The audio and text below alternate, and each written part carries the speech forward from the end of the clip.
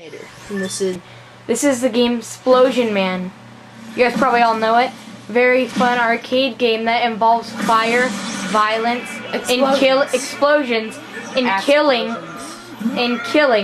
scientists. These scientists, when you kill, ham and flays come out. It's really strange. Yeah. So the gameplay of this game, you are a creature that can explode. That's made out of fire that can explode. The objective of the game is to get through each course without dying, and with killing scientists and robots.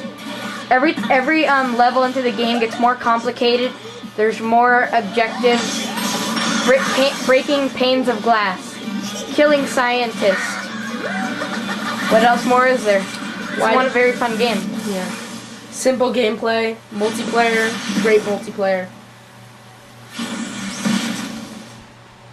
Okay, so my arcade game of the year for 2009 is Marvel vs. Capcom 2.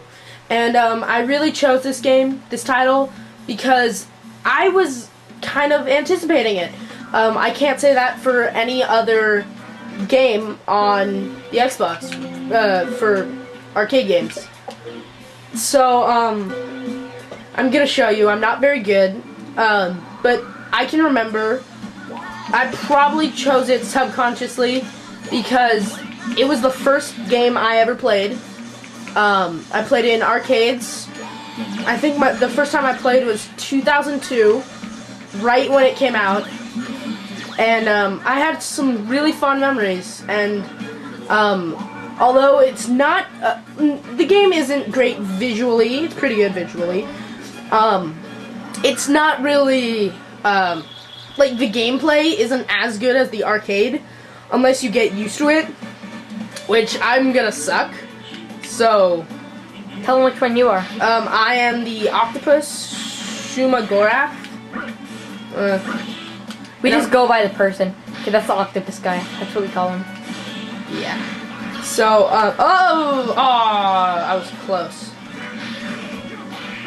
And the achievements for this game are really impossible. Yeah, most of them are really hard for players who kind of suck. Like us. Like us. We're noob helpers, but this game we are noobs at. That's like the only game we're noobs at. Yeah, this game, it's really fun. It's very difficult, but I mean, genuinely, if you have any soul at all, really, you should play this game. It's such an amazing experience.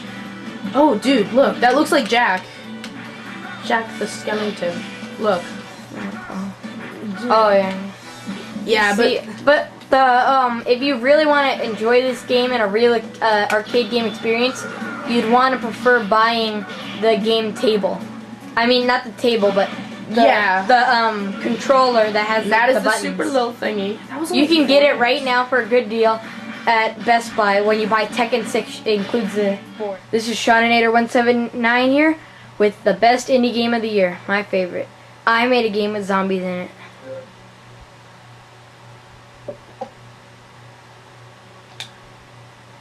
So it's more of a bird's eye view game. It's a weird game. You just kill zombies, and throughout the game it gets harder and harder. New things come. See, I just died. New creatures come. It gets harder and harder. The horde increases.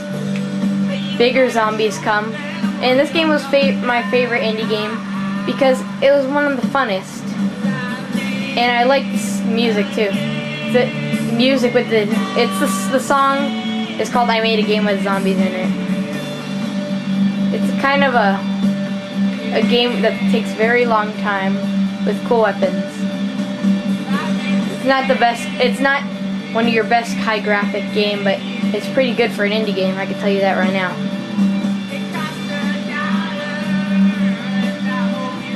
The game can take up to 10 to 15 minutes.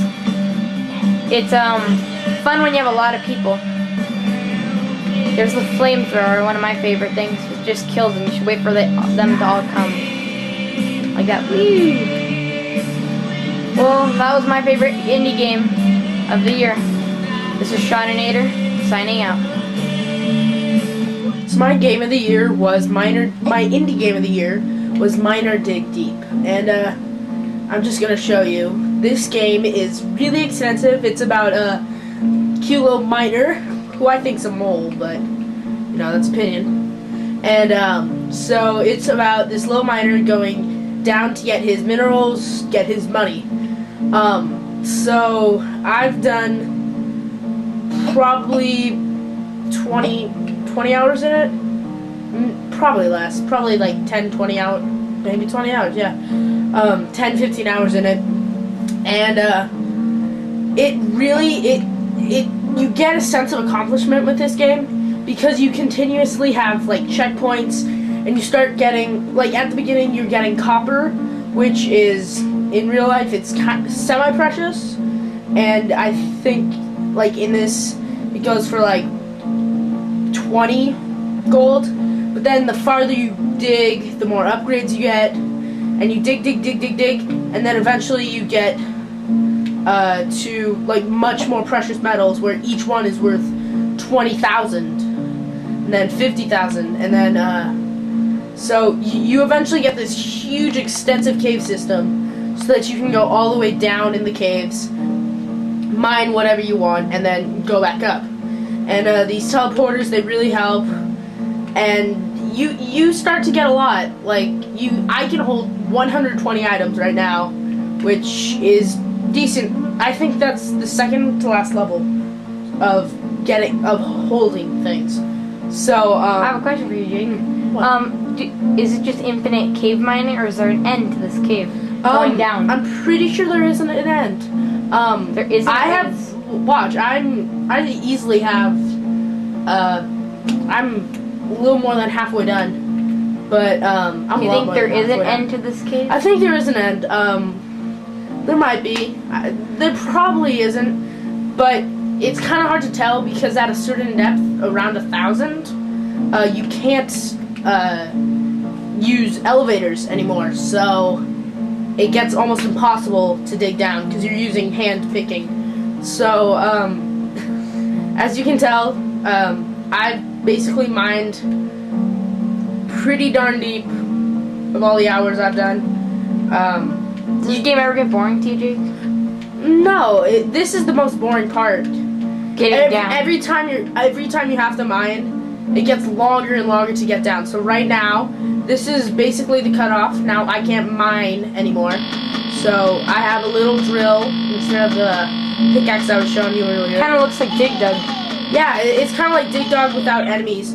But see those blocks? They'll fall on you and kill you. And what happens when you die? When you die, you lose all of your minerals.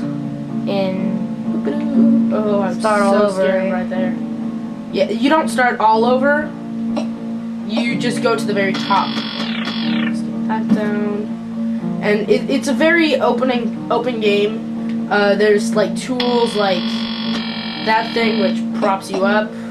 So if there's a jump you can't make like this one, there's a few ways you can do it. Most of them are really hard and expensive, but you just get this, and eventually this you can upgrade to be like go up 20, I think, which is a lot of squares. Basically 20 times your guy's height.